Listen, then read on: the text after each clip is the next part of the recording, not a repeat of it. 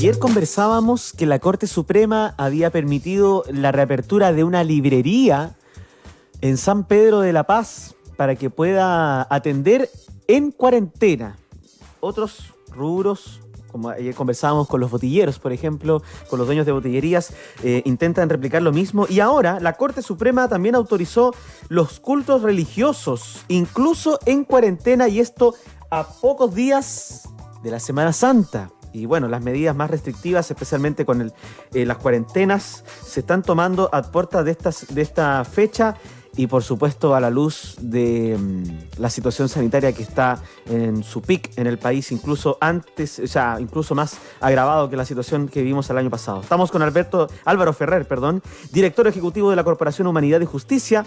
Ellos presentaron este recurso en representación de los fieles católicos y obtuvieron una victoria en la Corte Suprema. Álvaro, gracias por estar con nosotros. Buenas noches.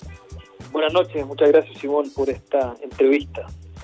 Bueno, en votación unánime fue la tercera sala del máximo tribunal que acogió este recurso de protección presentado por ustedes para que se puedan realizar las ceremonias religiosas a pesar de la cuarentena. ¿En qué condiciones, en qué circunstancias se va a realizar esto? ¿Cómo reciben este fallo? Lo primero que hay que decir, Simón, es que lo que nosotros sabemos de manera oficial y pública hasta ahora es que la tercera sala de la Corte Suprema adoptó un acuerdo luego de revisar nuestro recurso de apelación, pero la verdad es que no conocemos el detalle y el contenido de ese acuerdo. Ha trascendido por distintas fuentes que efectivamente ese acuerdo sería un fallo unánime, 5-0, en favor de nuestra pretensión. Pero no conocemos el fallo, como te digo, no ha sido publicado y por lo tanto no podemos aventurar con certeza cuál va a ser el contenido y sus alcances. Lo que nosotros sí pedimos de manera muy concreta, y esperamos que así sea lo que acoge en definitiva esta sentencia, es que la Corte Suprema declare y le diga a la autoridad sanitaria que hay ciertos límites que no se pueden traspasar cuando se trata de regular o limitar el ejercicio de los derechos fundamentales aún en estados de excepción como el que estamos viviendo en esta pandemia. Y específicamente tratándose del libre ejercicio del culto, que es un derecho fundamental, que está reconocido en la Constitución, en tratados internacionales, etcétera, no se lo puede suspender.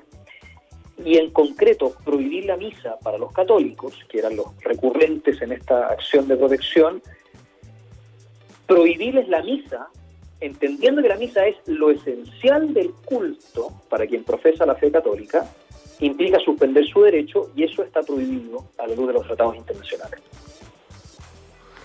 Sí, y en ese sentido entonces no se conoce detalles, por ejemplo, respecto de los aforos que se deben respetar, porque entendiendo que se puede realizar en cuarentena, se puede realizar en cualquier etapa del plan paso a paso, pero ¿no hay claridad respecto, por ejemplo, del aforo permitido para los cultos religiosos en cuarentena? No, honestamente no tenemos información de eso, y es más, nosotros en toda esta acción de protección, tanto ante la Corte de Apelaciones de Arica, que es donde originalmente interpusimos este recurso, como en la Corte Suprema, dijimos reiteradas veces y reconocemos que determinar eso, los aforos, el tiempo, el distanciamiento, no le corresponde a la Corte Suprema, no le corresponde al juez, le corresponde a la autoridad sanitaria. El punto es que eso lo tiene que hacer razonablemente, conforme a todos los estándares de protección, reconocimiento y protección de los derechos fundamentales, y prohibir, lisa y llanamente prohibir, lo esencial del culto católico, que en este caso es la misa, no es una regulación razonable. Por eso pedimos que se levante la prohibición,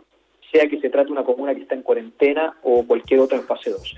¿Cómo se va a implementar eso una vez que sea publicado el fallo? Insisto, lo desconocemos en este momento.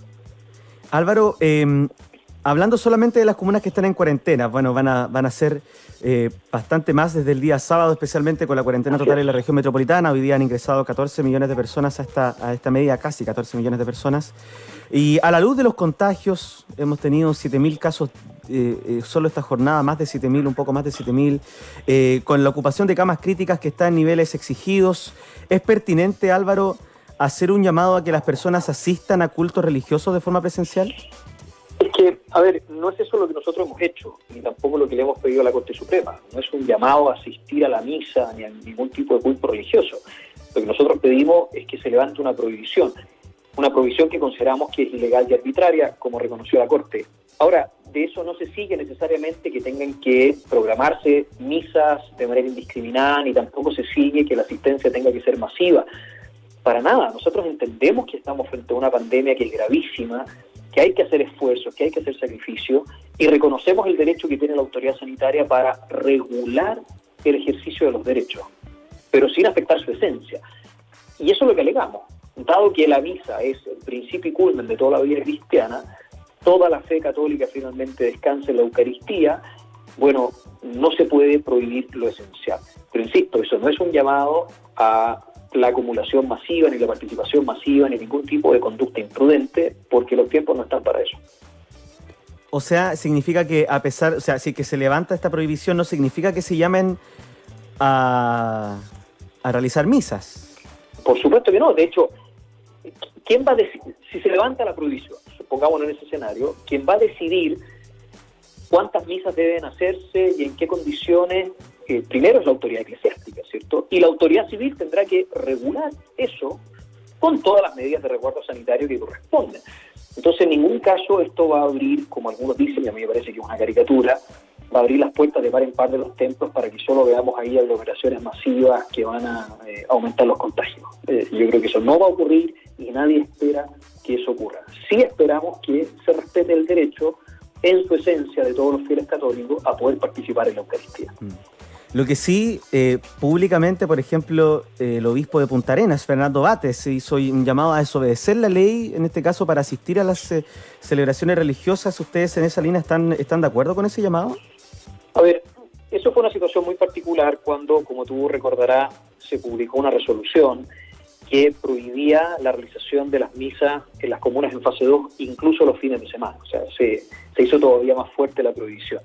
Y él estimó, y yo estoy de acuerdo, no tengo problema en decirlo, que esa prohibición era completamente irracional, era una ley injusta, y la ley injusta sencillamente no obliga en conciencia. Y él, de manera responsable, sostuvo que, en fin, no iba a obedecer esa ley. Ahora, yo hago una distinción importante. Nosotros alegamos frente a los tribunales que aquí no existe ninguna norma vigente, ninguna resolución del Ministerio de Salud que expresamente refiera a que la misa o los demás cultos religiosos están prohibidos. Lo que nosotros hemos dicho es que la autoridad sanitaria interpreta la norma y extiende una prohibición que se refiere a los eventos con público a la misa y demás actos de culto religioso. Y esa interpretación de la autoridad no es la norma el problema. La interpretación que hace la autoridad de la norma es completamente ilegal y arbitraria.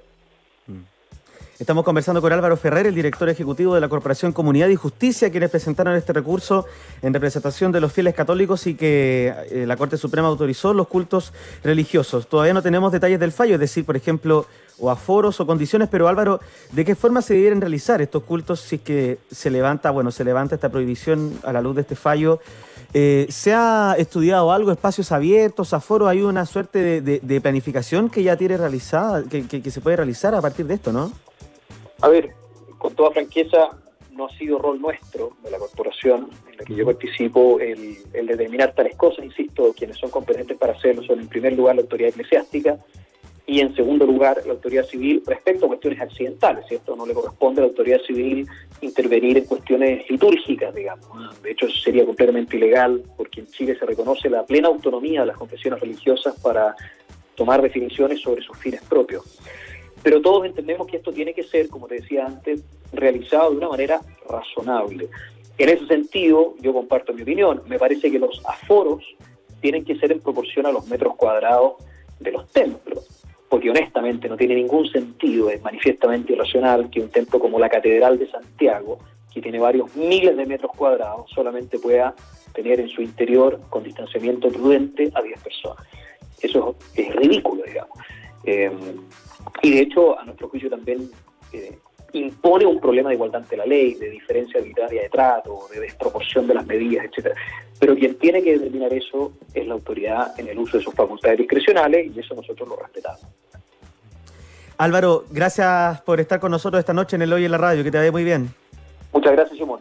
Igualmente, un abrazo.